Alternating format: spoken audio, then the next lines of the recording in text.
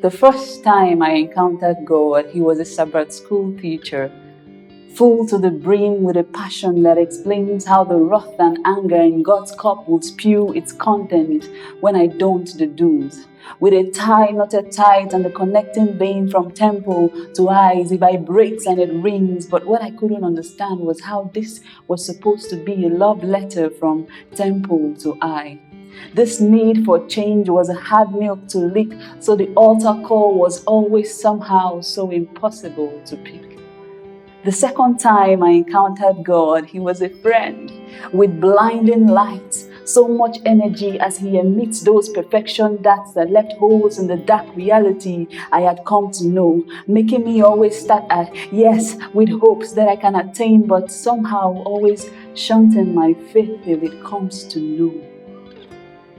The third time I encountered God, she was Mama's next shop neighbor who always had an open large Bible on her table, never misses midweek, never sells on Sundays, never has that change you are looking for, and will never settle the age-long feud with the other Mama's next shop neighbor. So like Mama, I was always stuck in the middle until the fourth time I encountered God and He told me He was into real estate.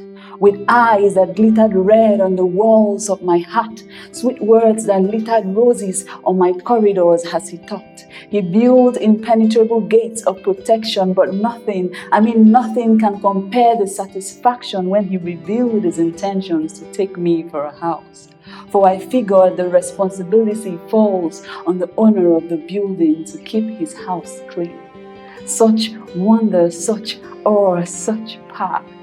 I have felt power once. Several years ago, on my path to success, I felt my lungs squeeze as my soul struggled in vain to pull breath as I was hit with a gut-wrenching slug that tore through my chest when they told me I was withdrawn from the institution. I had never hated black till I saw my name on that black list that was polished with shades of how helpless I had become because I had refused to become something to be toyed with.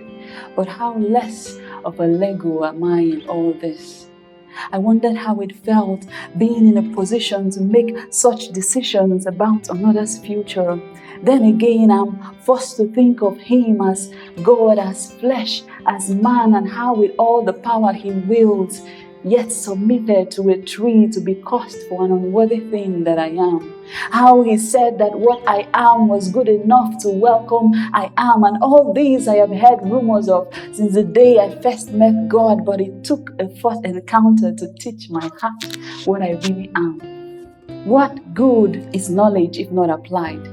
Do we think it effective when power is misused?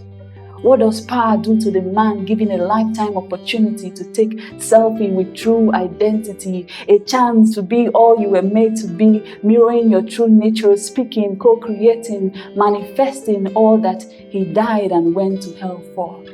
Imagine authority and power in the hands of the man willing to make himself a sacrifice, a tube, to become the path for many to get lost in the will of the one who wills for man to be returned back to Him and forever and ever never be found in darkness, guilt, condemnation. What would it be? To be or not to be? Would you let Him clean you up? Would you use your manpower to lose yourself just this once? Would you take a selfie with your true identity, or would you rather complain and fuss? What would it be? You can become His home here and now. On your lips lie the power to make or not make that choice. Now, the Christ the Poet team is a group of talented young writers who have dedicated their gifts to preach the gospel of Christ. I need you to do two things for me. First off, subscribe to this channel. Now, with every subscription we receive, it is such an encouragement to us to do this bigger, to do this better, and to do it brighter. And if you're looking to have a conversation